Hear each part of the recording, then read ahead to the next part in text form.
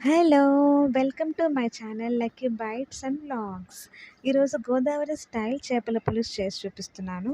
Skip చేయకుండా video చివరిదాకా చూడండి. చాలా బావుంటుంది. దీనికోసం నేను 3 కేజీల చేప తీసుకున్నానండి. ఇది 3 కేజీలుంది.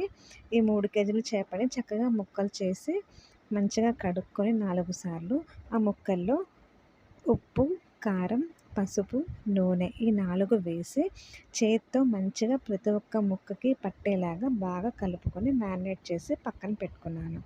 మనం మ్యారినేట్ చేశాక ఒక పావుగంట లేదా అరగంట సేపు పక్కన పెట్టేసుకోవాలి. దీనివల్ల ప్రతి ఒక్క ముక్కకి ఉప్పు, కారం బాగా పట్టి తినేటప్పుడు మనం ముక్క తింటుంటే చాలా బావుంటుంది. ఇదిగోండి ఇలా ప్రతి ఒక్క ముక్కకి అంటాలనమాట.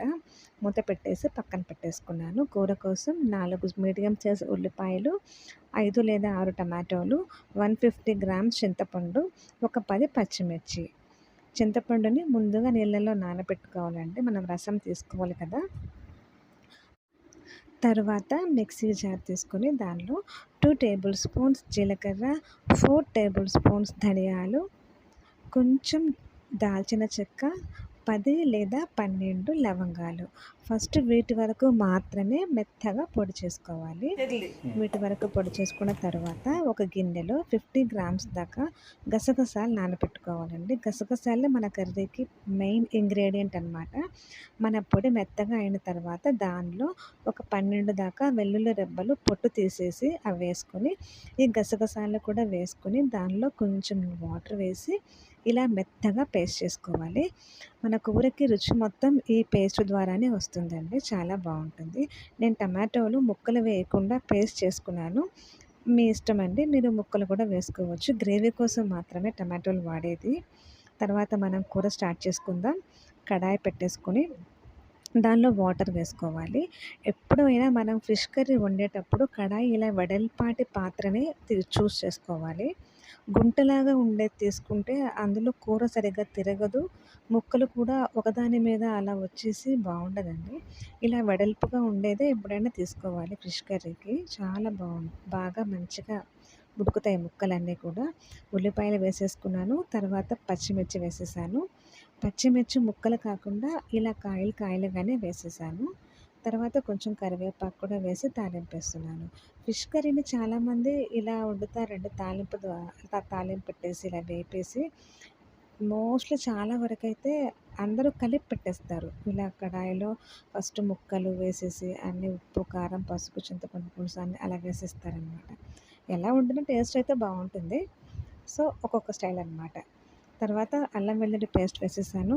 అల్లం వెల్లుల్లి పేస్ట్ పెద్ద స్పూన్ అయితే 2, చిన్న స్పూన్ అయితే ఒక 3 టేబుల్ స్పూన్లు అల్లం వెల్లుల్లి పేస్ట్ వేసేసి పచ్చివాసన అంతా పోయేదాకా కలపాలి.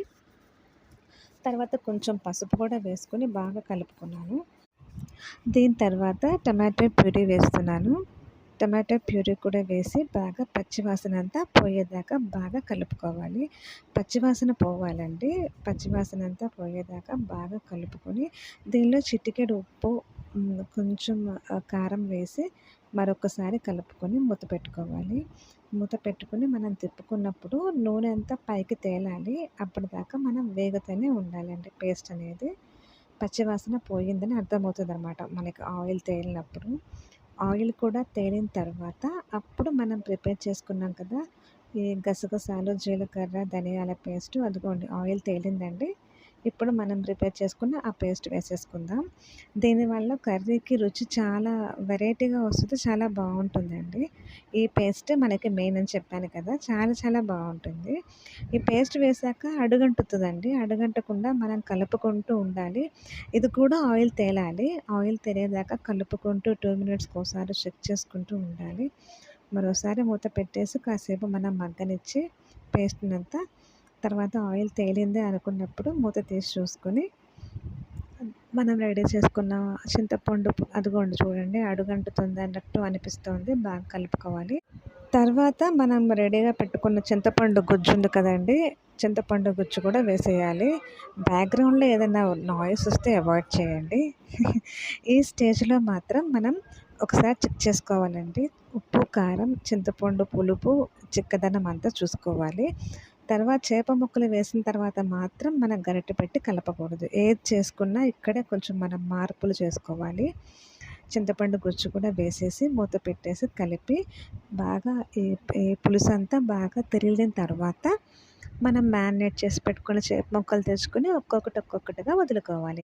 మనం తీసుకుంది వెడల్పాటి పాత్ర కాబట్టి ముక్కలన్నీ చక్కగా పడతాయి. సమానంగా ఈక్వల్‌గా ఉడుకుతాయండి. పర్వాలేదు. అన్నీ వేసేసుకున్నాను. చక్కగా పట్టాయి కూడా. అదిగోండి.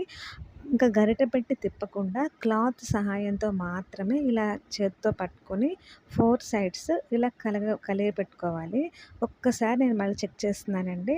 నాకు కొంచెం వాటర్ పడతాయి అనిపిచ్చింది. ముందుగానే పోసేసుకున్నాను. ఇంక మూత పెట్టుకుంటే మనం మళ్ళీ గరిటె పెట్టి తిప్పేది లేదు. అందుకని ఇప్పుడే చెక్ చేసుకున్నాను.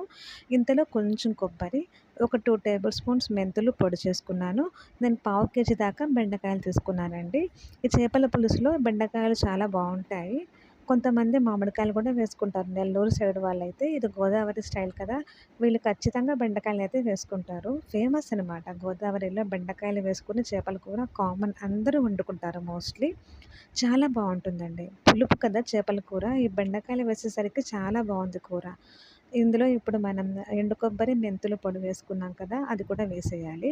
చేపల కూరలో మెంతులు చేదు అని అనుకుంటారు కానీ మెంతుల వల్ల కూడా చాలా మంచి రుచొస్తుందండి. తప్పకుండా ట్రై చేయండి. లాస్ట్‌లో మనం బెండకాయ ముక్కలు వేసుకుందాం. బెండకాయ ముక్కలు చాలా ఈజీగా తొందరగా ఉడికిపోతాయి కాబట్టి నేను ఆఖరిలో వేశాను.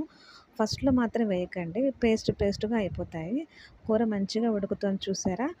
చివర్లో కొత్తిమీర వేసేయాలి. నాన్ వెజ్ కర్రీలో కొత్తిమీర లేకపోతే కూర వండినట్టే ఉండదు. తినేప్పుడు తిన్నట్టే ఉండదండి. ఖచ్చితంగా కొత్తిమీర అయితే ఉండాలి. తర్వాత ఆఖరున మనము గరం మసాలా వేసుకుంటున్నాను.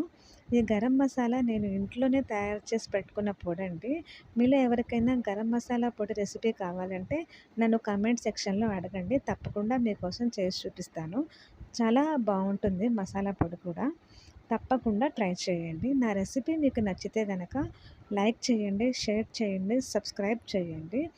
చివరన మరొక్కసారి క్లాత్‌తో మనం 4 వైపులా గరం మసాలా కూడా వేసిన తర్వాత ఇలా కలుపుకోవాలండి. ఇలా కలుపుకొని మరొకసారి 2 మినిట్స్ మూత పెట్టుకోవాలి. అంతేనండి. గుమగుమలాడే గోదావరి స్టైల్ చేపల పులుసు రెడీ అయిపోయింది. చూసారా ముక్క ఎంత మంచిగా ఉడికిందో? బెండకాయ అయితే చాలా సాఫ్ట్‌గా అయిపోయింది. మరొక మాట అండి. పులుసు ఈ కన్సిస్టెన్సీలో ఉండాలి. చేపల కూర ఎప్పుడైనా వేడి వేడిగా ఉండే కన్నా ఆరిపోయాక చాలా బావుంటుంది.